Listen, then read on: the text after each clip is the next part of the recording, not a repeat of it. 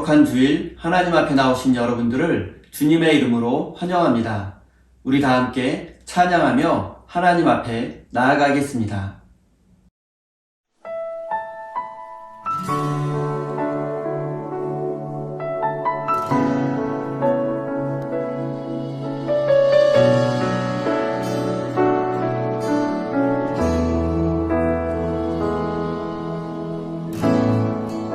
하늘의 문을 여소서, 이곳을 주목하소서. 주를 향한 노래가 꺼지지 않으니 하늘을 열고 보소서. 이곳에 임재하소서. 주님을 기다립니다. 기도의 향기가 하늘에 닿으니 주여 임재하여 주소서. 이곳에 오셔서, 이곳에 오셔서, 이곳에 앉으소서. 이곳에서 드리는 예배를 받으소서. 주님의 이름만이, 오직 주의 이름만 이곳에 있습니다.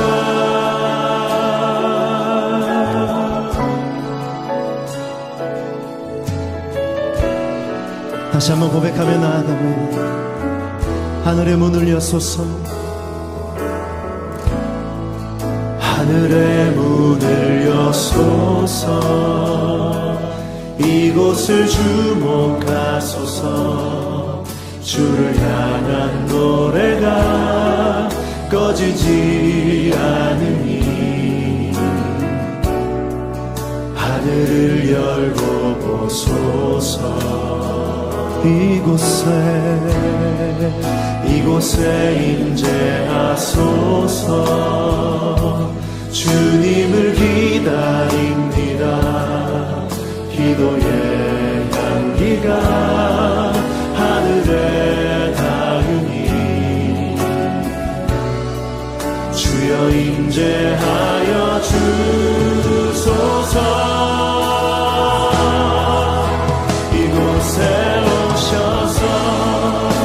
이곳에 앉으소서.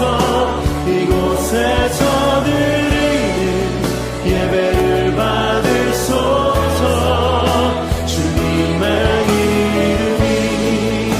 주님의 이름만이, 오직 주의 이름만 이곳에 있으니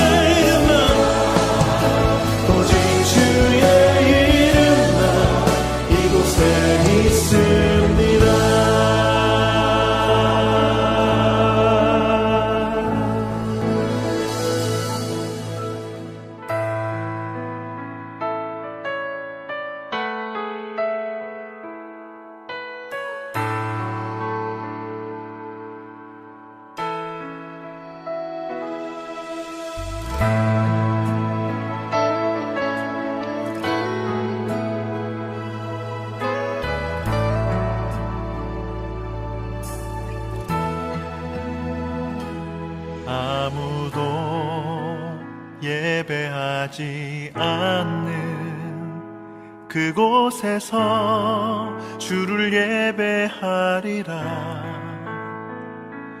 아무도 찬양하지 않는 그곳에서 나 주를 찬양하리라. 누구도 헌신하지 않는 그곳에서 주께 헌신하리라. 누구도 증거하지 않는 그곳에서 나 주를 증거하리라. 내가 밟는 모든 땅 주를 예배하게 하소서. 주의 보혈로 덮어지게 하소서. 내가 선이고 주의 거룩한 곳 되게 하소서. 주의 향기로 물들이소서.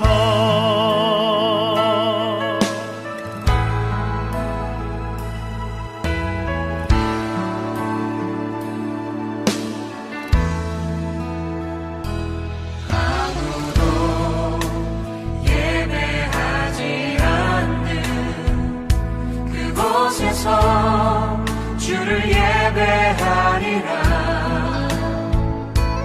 아무도 찬양하지 않는 그곳에서 나 주를 찬양하리라. 누구도 헌신하지 않는 그곳에서 주께 헌신하리라. 누구도 증거하지 않는 그곳에서 나 주를 증거하리라.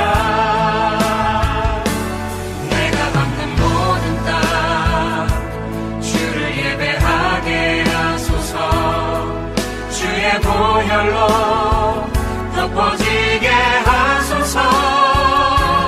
내가 선이고 주의 거룩한 곳 되게 하소서.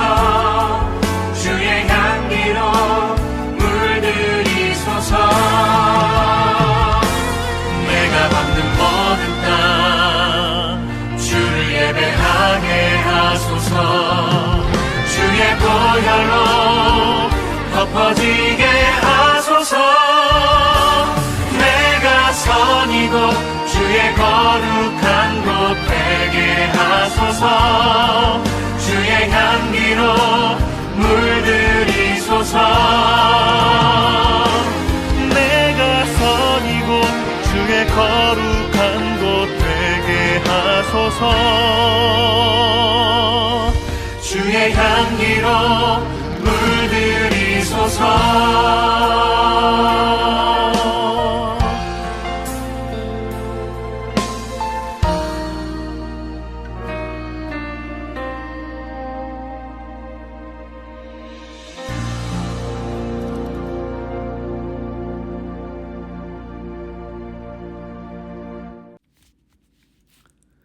너희는 여호와 우리 하나님을 높이고 그 성산에서 예배할지어다. 여호와 우리 하나님은 거룩하심이로다. 하나님은 영이시니 예배하는 자가 영과 진리로 예배할지니라. 어제나 오늘이나 영원토록 변함이 없으시며 동일한 은혜와 사랑으로 지켜주시는 하나님, 지난 한 주간도 선한 목자와 같이 저희들을 사랑하여 주시고 안전하고 평안한 길로 인도하여 주셔서 감사드립니다. 주님께서 푸른 초장, 쉴만한 물가로 인도하여 주셨기에 우리 삶에 기쁨과 감사가 넘칩니다. 쉴만한 물가로 인도하여 주셨기에 평화와 행복이 가득합니다. 그 큰 사랑과 은혜 안에 살던 저희가 거룩한 주님의 날을 맞이하여 예배의 자리에 나왔습니다. 이 시간 들려주시는 생명의 말씀을 통하여 하나님의 뜻을 깨닫게 하여 주시고 참된 위로와 회복이 있는 은혜로운 예배가 되게 해 주십시오. 예수님의 이름으로 기원하옵나이다. 아멘. 다 같이 하나님 앞에 사도신경으로 우리의 신앙을 고백하겠습니다.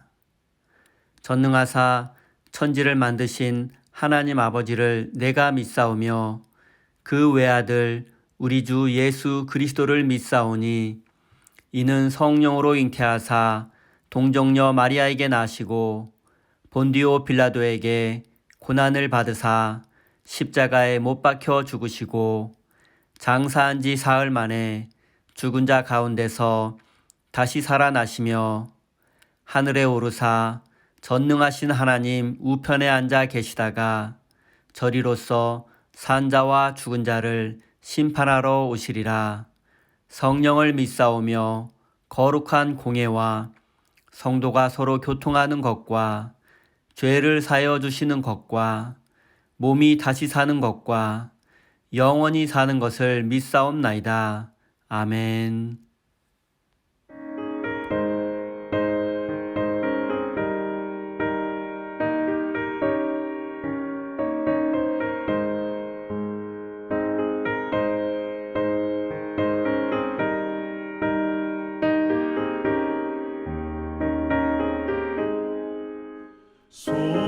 속죄하신 구세주를 내가 찬송하리라.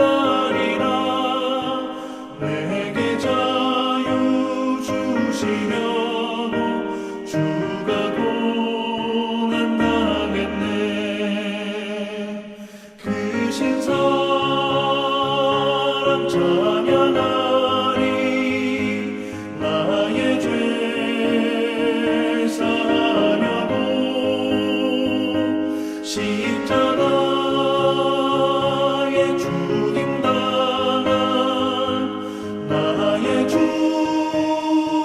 찬양하리. 내가 구원받은 증거 기뻐 전파하리라.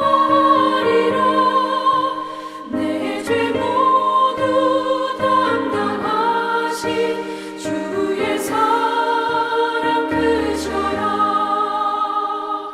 크신 사랑 찬양하리. 나의 죄 사하려고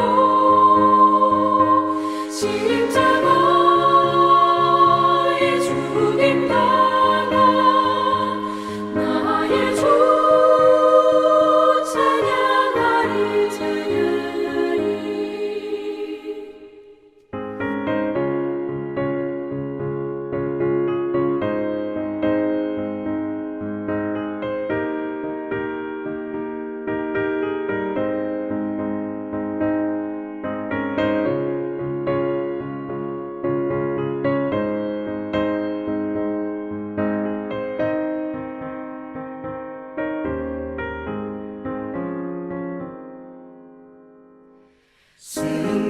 승리하신 구세주를 내가 찬송하리라.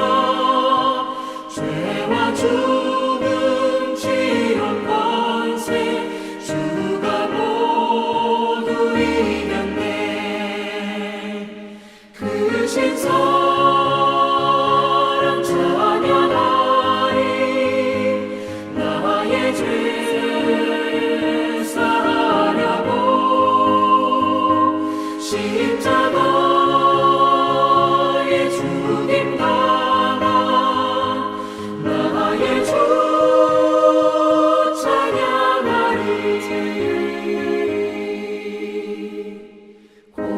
고마우신 구세주를 내가 찬송하리라. 죽음에서 생명으로 나를 인도하셨네. 크신 사랑 찬양하리. 나의 죄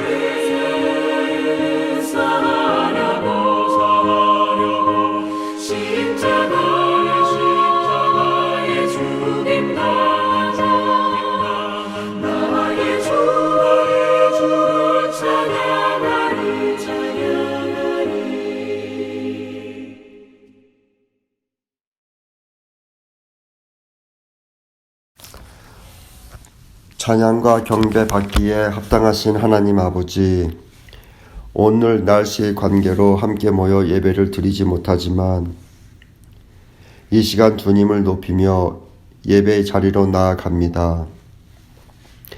험한 일기 가운데도 우리 세임교회 성도님들 아무 사고 없이 무사히 안전하게 지켜주신 은혜를 감사드립니다.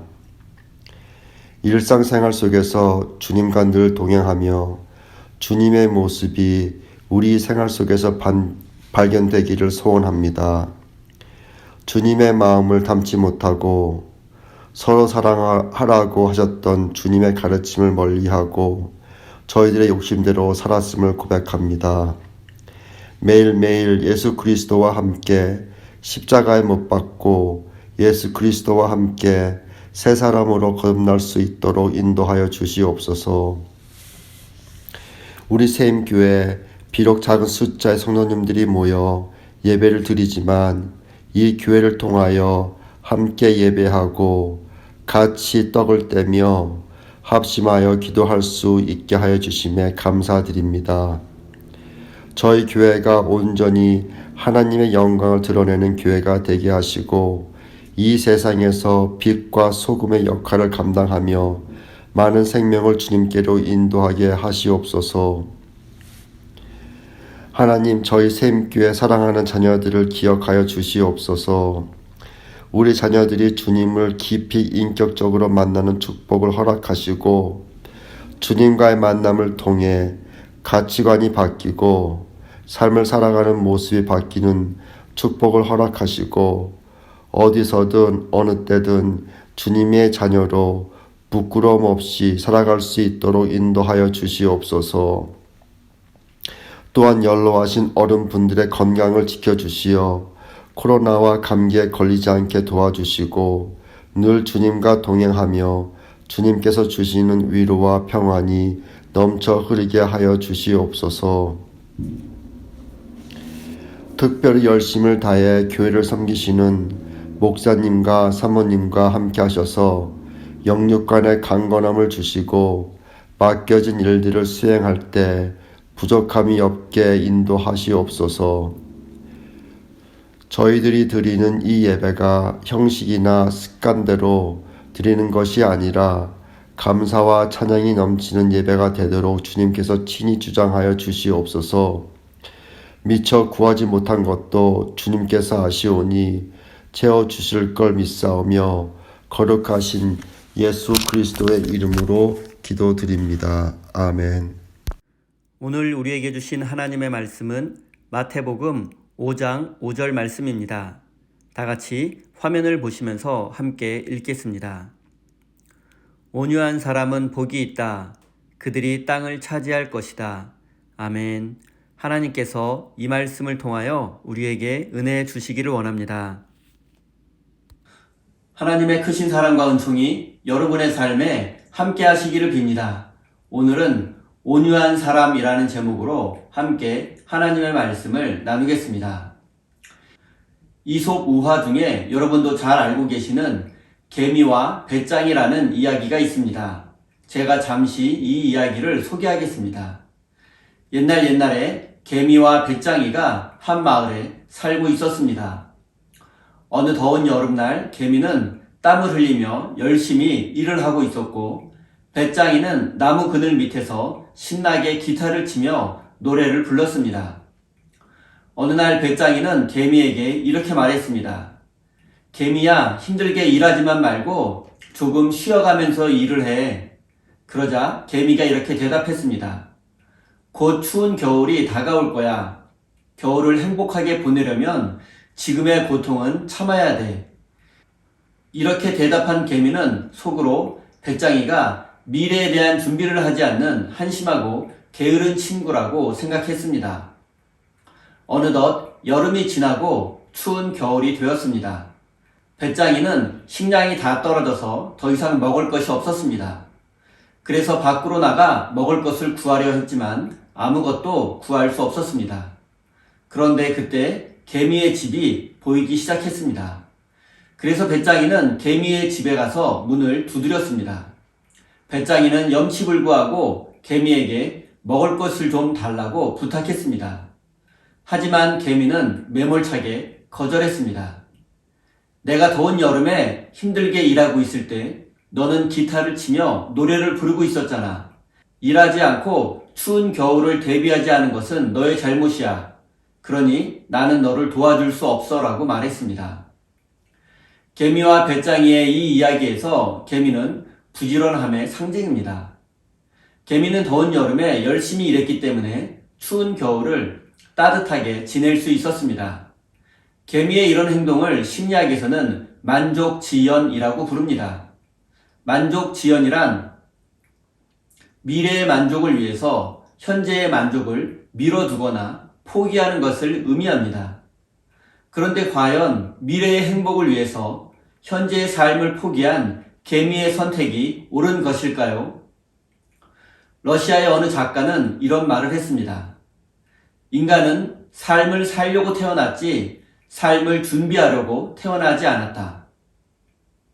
미래에 대한 지나친 준비는 현재의 삶을 낭비하고 파괴할 수도 있다는 의미입니다. 저는 인생에 정답이 없다는 말이 정말 옳다고 생각합니다. 부지런한 개미의 삶도 그리고 게을러 보이는 배짱이의 삶도 우리는 함부로 평가할 수 없습니다. 세상에는 정말로 다양한 사람들이 있고 다양한 삶의 모습이 있기 때문입니다. 부지런한 개미의 삶도 존중받아야 하지만 게을러 보이는 배짱이의 삶을 함부로 비난하거나 비판해서는 안 됩니다. 왜냐하면 배짱이에게 어떤 사정이 있을지 모르기 때문입니다. 또한 배짱이의 삶이 다른 누군가에게 위로와 용기를 줄 수도 있기 때문입니다. 어느 심리학자가 개미와 배짱이 이야기의 결말 부분을 각색한 내용을 잠시 소개하겠습니다. 추운 겨울 식량이 떨어진 배짱이는 개미를 찾아가서 도움을 요청했지만 매몰차게 거절당하고 말았습니다. 하지만 타고난 예술가였던 배짱이는 실망하거나 삶을 포기하지 않았습니다. 그리고 개미의 집 앞에서 마지막이 될지도 모르는 노래를 구슬프게 불렀습니다. 그런데 마침 이 노래를 듣고 감동을 받은 개미의 아내가 문을 열고 나와서 배짱이를 집으로 초대해 주었습니다. 그리고 맛있는 음식을 대접해 주었습니다. 개미의 아내는 배짱이에게 이렇게 말했습니다. 배짱이님, 당신의 노랫소리는 정말로 감동적입니다. 당신의 노래는 많은 이들에게 기쁨과 위로를 줍니다. 더운 여름에 일하느라 지친 개미들이 당신의 노래를 듣고 신이 나서 기쁘게 일할 수 있었습니다. 그리고 추운 겨울에는 저희 집에서 노래를 불러주십시오. 그러면 저희 가족이 추운 겨울을 행복하게 지낼 수 있을 것 같습니다. 옆에서 이 모습을 지켜보던 개미도 아내의 말에 동의했습니다. 생각해보니 무더운 여름에 배짱이가 흥겹게 노래를 불러주었기에 힘을 내고 기쁘게 일할 수 있었습니다. 저는 개미와 배짱이의 이야기가 정말로 이렇게 끝이 났으면 좋겠다고 생각합니다. 현대 사회에는 정말로 다양한 사람들이 존재합니다. 삶의 과정과 배경도 다르고 취미와 성격도 그리고 성향도 다르고 우선순위와 가치관도 다르고 재능과 취향도 다릅니다. 이 세상에는 똑같은 사람이 단 한 사람도 존재하지 않습니다. 개미같이 성실한 사람도 있고 배짱이와 같이 예술가도 있습니다. 그렇기 때문에 정말로 다양한 삶의 방식이 존재하는 것입니다. 우리는 이 사실을 인정할 뿐 아니라 존중해야 합니다. 나와 다른 사람, 나와 다른 생각과 가치관, 나와 다른 삶의 방식을 가진 사람을 무시하거나 정죄해서는 안 됩니다. 나와 다른 것이지 틀리거나 잘못된 것은 아니기 때문입니다. 개미와 배짱이 이야기에서 개미는 근면성실한 사람을 상징합니다. 이런 사람은 현대사회에 적합한 사람입니다. 많은 사람들에게 인정받고 존중받을 수 있습니다. 하지만 그런 개미 같은 사람이 배짱이 같은 사람을 무시하거나 차별해서는 안 됩니다. 배짱이는 개미와는 전혀 다른 성향의 존재이기 때문입니다. 배짱이는 태어날 때부터 예술가로 태어났습니다. 기타를 치며 노래를 부를 때 살아있음을 느낄 수 있고 즐겁게 노래 부를 때에 많은 사람들에게 기쁨과 위로와 감동을 줄 수 있습니다. 혹시 여러분 주변에 여러분이 인정할 수 없거나 인정하기 싫은 배짱이와 같은 사람이 있지 않으십니까? 그렇다면 그 사람의 좋은 점, 장점을 찾아보시고 생각해 보십시오. 나와는 맞지 않는 사람일 수 있지만 다른 누군가에게는 필요한 사람이고 도움을 줄 수 있는 사람일 수도 있기 때문입니다. 저는 개미와 배짱이 이야기에서 개미의 아내야말로 온유한 사람이라고 생각합니다. 그녀는 대부분의 사람들이 배짱이를 게으르고 책임감 없는 사람이라고 비난했을 때 배짱이의 장점을 바라보았고 그의 삶의 방식을 인정하고 존중해 주었습니다. 개미의 아내는 차별하고 편가르는 대신에 배짱이를 인정해 주었고 존중해 주었습니다. 이렇게 나와 다른 사람을 진정으로 인정해 주고 존중하는 사람이야말로 성경이 말하는 온유한 사람입니다. 저는 우리 세임교회 모든 성도님들이 서로의 차이를 이해하고 서로를 인정하고 존중해주는 온유한 사람이 되기를 바랍니다. 예수님도 오늘 본문 말씀에서 온유한 사람은 복이 있다고 말씀하셨습니다. 5절, 온유한 사람은 복이 있다. 그들이 땅을 차지할 것이다. 예수님은 온유한 사람이 복받은 사람이다. 왜냐하면 그들은 땅을 물려받을 것이기 때문이다 라고 말씀하셨습니다.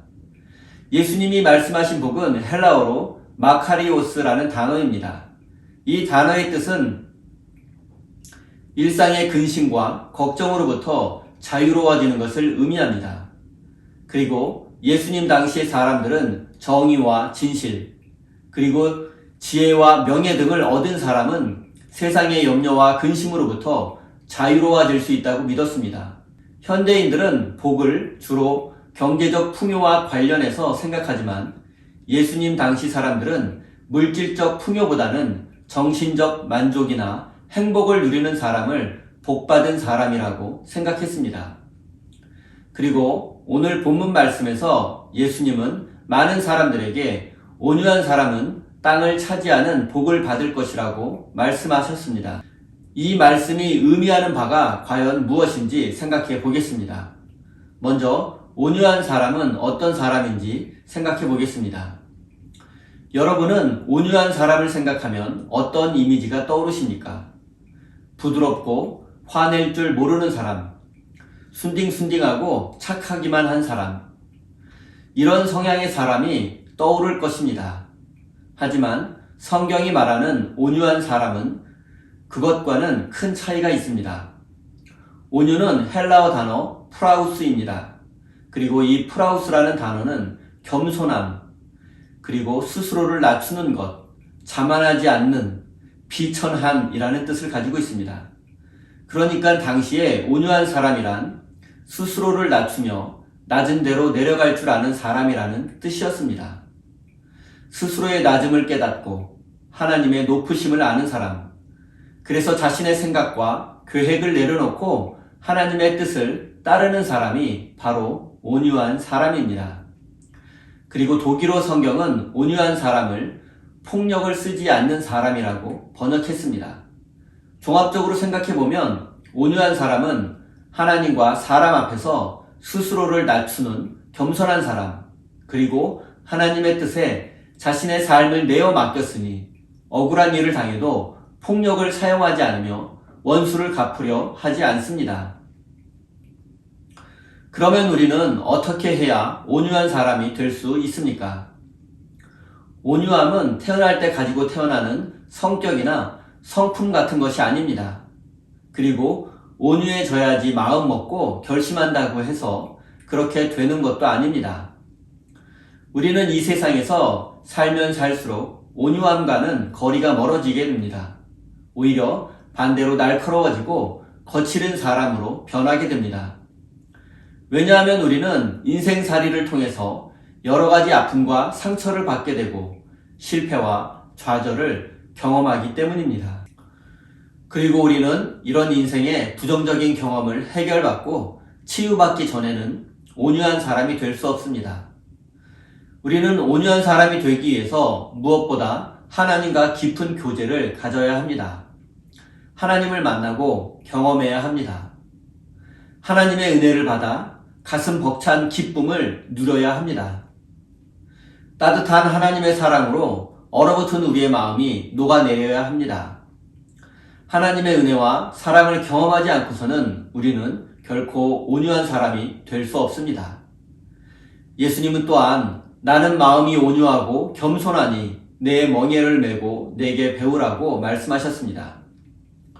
겸손하게 태어나는 사람도 없고 결심한다고 해서 겸손해지는 것도 아닙니다. 우리는 오직 예수님의 멍에를 메고 예수님께 배워야만 합니다. 십자가를 지고 예수님의 삶을 배워야만 온유한 사람이 될 수 있습니다. 예수님은 원래 하나님의 본체셨으나 하늘 영광을 버리고 인간의 모습으로 이 땅에 오시기까지 우리를 사랑하셨고 겸손하셨습니다. 이것이 바로 예수님의 온유함입니다. 성경이 말하는 겸손과 온유는 무능함이나 줏대없음 그리고 주관 없이 물러터진 것을 의미하지 않습니다.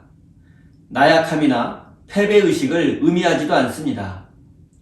온유하고 겸손하며 자신을 낮추는 사람은 자신의 노력이나 실력을 의지하지 않습니다. 오직 하나님에게 삶을 맡기고 그분의 뜻에 순종합니다. 내 삶의 주인은 내가 아니라 내 안에 계시는 하나님이라고 고백합니다. 예수님은 이런 사람이 바로 온유한 사람이라고 말씀하십니다. 그리고 구약성경 시편 37편 11절에 겸손한 사람들이 오히려 땅을 차지할 것이며 그들이 크게 기뻐하면서 평화를 누릴 것이다 라는 말씀이 있습니다. 개역개정 성경에는 온유한 사람이 땅을 차지할 것이다 라고 번역했습니다. 이 말씀은 겸손하고 온유한 사람이 땅을 차지하고 평화롭게 살 것이다 라는 뜻입니다. 히브리어 아나우라는 단어는 온유 또는 겸손이라는 뜻도 가지고 있지만 가난하고 신분이 낮은 사람을 의미하기도 합니다. 그러니까 시편 기자는 온유하고 겸손한 사람 그리고 가난하고 신분이 낮은 사람들이 땅을 차지하게 되고 평화를 누리게 될 것이라고 말한 것입니다. 왜냐하면 이런 사람들은 이 세상에 소망을 두지 않고 하나님께 모든 것을 맡기며 하나님만 바라보기 때문입니다. 하나님을 신뢰하기에 온유하고 겸손할 수 있는 것이며 가난하고 신분이 낮기에 또한 하나님을 의지할 수밖에 없는 것입니다. 그리고 하나님은 당신을 신뢰하고 의지하는 사람들을 지키시고 보호해 주실 것입니다. 그 결과 땅을 얻게 되고 평화를 누리게 될 것이라는 게 시편 기자의 고백입니다. 그리고 예수님도 온유한 사람은 복이 있다. 그들이 땅을 차지할 것이다 라고 말씀하셨습니다. 온유한 사람이 땅을 차지할 것이다 라는 말씀은 오랫동안 그 의미가 왜곡된 채 잘못 사용되어 왔습니다. 이 말씀의 근거에서 온유한 사람은 집이나 빌딩 같은 부동산을 소유하게 될 것이라고 믿었습니다. 그리고 이런 잘못된 믿음이 확장돼서 예수를 잘 믿으면 물질의 축복을 받아 부자가 된다고 하는 사람들도 많았습니다. 하지만 이런 생각은 전혀 성경적이지 않습니다. 예수님은 결코 온유한 사람이 집과 빌딩을 소유하게 될 것이라는 의미로 말씀하지 않았습니다. 온유한 사람이 땅을 차지할 것이다 라는 말씀의 의미를 살펴보겠습니다. 이 말씀을 정확히 번역하면 온유한 사람이 그 땅을 물려받을 것이다 입니다. 중요한 포인트는 그냥 땅이 아니라 그 땅입니다. 지금 예수님의 말씀을 듣고 있는 사람들은 모두 유대인들입니다.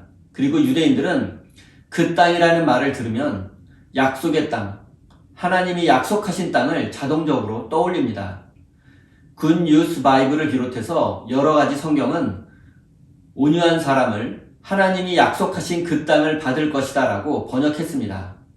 그러니까 온유한 사람, 믿음이 좋은 사람이 집과 빌딩을 소유하고 부자가 될 것이라는 생각은 헛된 믿음이고 성경적인 생각도 아닙니다. 하지만 하나님은 이 세상의 집과 빌딩보다 더 좋은 것을 약속해 주셨습니다. 그것은 바로 하나님이 약속하신 땅입니다. 하나님 나라입니다.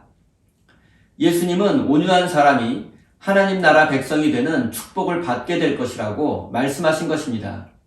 그리고 하나님께서 약속해 주신 땅은 새하늘과 새 땅입니다. 온유한 사람은 하나님 나라의 백성이 되고 새하늘과 새 땅의 주인공이 될 것입니다. 이것이야말로 예수님께서 약속해 주신 것이고 하나님의 은혜입니다. 이 세상에서 집과 빌딩을 소유하지 못했다 하더라도 또는 부자가 되지 못했다고 하더라도 슬퍼하거나 삶을 비관하지 마십시오. 하나님은 더 좋은 약속의 땅, 하나님의 나라와 새하늘과 새 땅을 약속해 주셨기 때문입니다. 사랑하는 성도 여러분, 하나님을 신뢰하고 의지하는 믿음의 사람이 되시기 바랍니다. 그래서 하나님께서 약속하신 땅, 새하늘과 새 땅의 주인공이 되는 축복을 누리시기 바랍니다. 이제 온유한 사람이 물려받을 약속의 땅에 대해서 생각해 보겠습니다. 신약 성경에서 땅은 하나님의 뜻이 이루어지는 특별한 공간이라는 의미를 가지고 있습니다. 예수님이 제자들에게 가르쳐 주신 주기도문에도 하나님의 뜻이 하늘에서 이루어진 것처럼 이 땅에서 이루어지기를 기도하라고 하셨습니다. 그리고 이 땅은 이 세상을 의미합니다. 우리가 살아가는 이 세상은 하나님의 뜻이 이루어져야 하는 공간입니다. 그렇다면 하나님께서 온유한 사람에게 약속의 땅을 물려주시려는 의도는 분명해집니다. 그것은 바로 온유한 사람을 통해서 이 세상에 하나님의 뜻을 이루려는 것입니다. 하나님은 온유한 사람이 이 세상에서 하나님의 뜻을 이루어 가기를 원하십니다. 사랑과 정의가 가득한 평화로운 세상을 만들어가는 것이 바로 온유한 사람의 사명입니다. 예수님은 마태복음 5장 13절에서 너희는 세상의 소금이라고 말씀하셨습니다. 여기서 세상은 헬라어로 땅과 같은 단어입니다. 너희는 이 땅의 소금이다. 즉 너희는 하나님께서 약속해 주신 땅에서 소금과 같은 역할을 해야 한다는 것입니다. 하나님을 신뢰하고 의지하는 온유한 사람은 하나님으로부터 이 땅, 이 세상을 물려받았을 뿐 아니라 그 땅에서 소금의 역할을 해야 합니다. 그것이 바로 하나님께서 원하시는 것이기 때문입니다. 소금의 본질적인 역할 두 가지는 바로 썩지 않게 하는 것과 짠맛을 내는 것입니다. 마찬가지로 온유한 사람은 이 세상이 썩지 않도록 해야 하며 맛있는 세상, 행복한 세상을 만들어야 합니다. 처음에 말씀드렸던 개미의 아내를 한번 생각해 보십시오. 개미의 아내는 아무도 인정해 주지 않고 외면당하는 배짱이를 인정해 주었고 존중해 주었습니다. 개미의 아내도 물론 개미였기에 배짱이와는 모든 면에서 너무나도 달랐을 것입니다. 하지만 개미의 아내는 자신에게는 없는 예술가의 재능을 배짱이에게서 보았습니다. 그리고 배짱이의 노래를 들으면서 기뻐하고 즐거워할 줄 알았습니다. 이 개미의 아내가 우리에게 소금의 역할이 어떤 것인지 그리고 온유함이 무엇인지 알려주고 있습니다. 사랑하는 성도 여러분, 예수님은 온유한 사람에게 넓은 땅과 큰 집을 약속해 주지 않았습니다.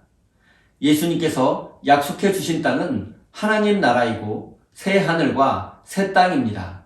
그리고 온유한 사람은 이 세상에서 소금의 역할을 하며 이 땅에 하나님의 뜻이 이루어지도록 해야 합니다. 사랑하는 우리 세임교회 성도 여러분, 하나님을 신뢰하고 의지하는 온유한 사람이 되십시오. 그래서 천국 백성의 축복을 누리고 이 땅에서 하나님의 뜻을 이루어가는 거룩한 믿음의 사람이 되시기를 예수님의 이름으로 축원드립니다. 다 함께 기도하겠습니다. 은혜로우신 하나님, 우리는 교만하고 이기적이어서 온유함과는 거리가 먼 존재입니다. 우리를 긍휼히 여겨 주십시오. 또한 우리에게 크신 사랑과 은혜를 베풀어 주셔서 우리 모두가 하나님을 신뢰하고 의지하는 온유한 사람이 될 수 있도록 인도해 주십시오. 우리의 노력과 결단으로 온유한 사람이 될 수 없으니 하나님께서 우리의 삶을 인도해 주십시오. 하나님, 이 세상을 살아가면서 나와는 너무나 다른 사람들을 만나게 됩니다. 하지만 나와 다르다는 이유로 그들을 틀렸다고 생각하지 않게 하시고 마음의 문을 열고 그들의 입장이 되어서 이해하고 배려하고 존중하는 온유한 사람이 될 수 있도록 은혜 내려 주십시오. 그래서 우리 모두 한 마음과 한 뜻이 되어서 이 땅에서 하나님의 뜻을 이루어가는 믿음의 사람이 될 수 있도록 은혜 내려 주십시오. 하나님, 우리가 예수님의 십자가를 지고 좁은 길로 주님을 따라가며 주님의 삶을 배우고 본받는 사람이 되어서 진정으로 온유한 사람이 될 수 있도록 인도해 주십시오. 이 땅에서 큰 집과 빌딩을 소유하지 못하고 화려한 삶을 누리지 못해도 온유한 삶을 계속해서 추구할 수 있도록 큰 믿음을 허락해 주십시오. 사랑의 하나님, 사랑하는 성도들이 감사와 기쁨의 예물을 올려드립니다. 저들의 땀과 눈물이 담겨있는 소중한 것을 기쁨으로 올려드립니다. 하나님께 드리는 기쁨을 누리게 하시고 저들의 삶에 크신 은총과 복을 내려주셔서 더 귀한 것도 아낌없이 하나님께 드리는 믿음의 사람이 될 수 있도록 인도해 주십시오. 이 물질을 통하여 복음이 전해지게 하시고 이웃을 섬기는 일과 주님의 몸된 교회가 건강히 세워져 가는 일에 사용될 수 있도록 인도해 주십시오. 예수님의 이름으로 기도드립니다. 아멘.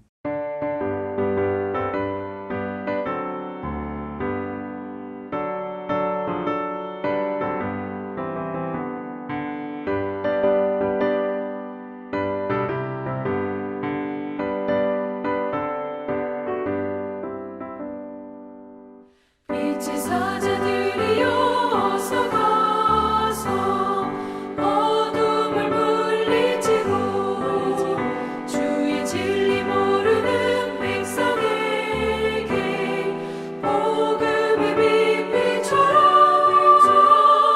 빛의 사자들이여 복음의 빛비춰라. 죄로 어둠 밤 밝게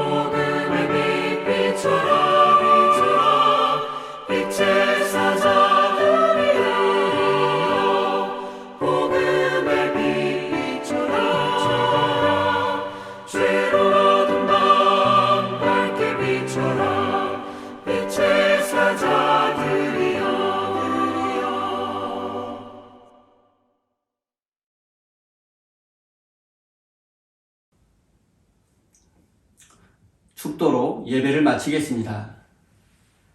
이제는 우리에게 영원한 생명을 주시려 인간의 모습으로 이 땅에 오신 우리 구주 예수 그리스도의 크신 은총과 하나뿐인 외아들을 십자가에 내어 주시기까지 우리를 사랑하시는 하늘아버지의 그 크신 사랑하심과 지금도 우리와 함께 하시며 지키시고 돌보아 주시는 성령 하나님의 역사하심이 온유한 사람이 되어서 이 땅에 하나님의 뜻을 이루어가는 삶을 살 것을 다짐하며 삶의 자리로 돌아가는 우리 세임교회 성도들 머리머리 위에 그들의 가정과 일터와 자녀와 모든 삶의 자리 위에 온 세계 열방 가운데 이제부터 영원까지 함께 하시기를 간절히 축원하옵나이다. 아멘.